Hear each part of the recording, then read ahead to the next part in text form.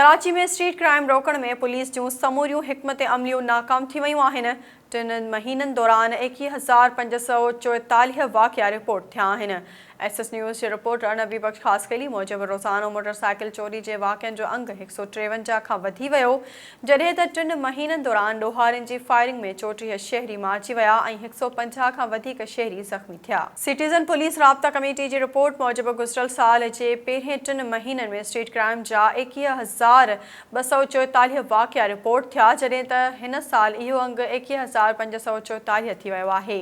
Street crime जी रोज़ानी शरह जनवरी में 233, फेबरवरी में 243 ऐं मार्च में 239 रिपोर्ट थियूं आहिनि। CPLC जे रिकॉर्ड मूजिबि शहर में मोबाइल फ़ोन चोरी खां वधीक मोटरसाइकिल चोरी जा वाक़िया पेश अची रहिया आहिनि। 3 महीननि दौरान मोटरसाइकिल फुर ऐं चोरी जा 13,859 वाक़िया रिकॉर्ड जो हिसो बणिजी चुका आहिनि।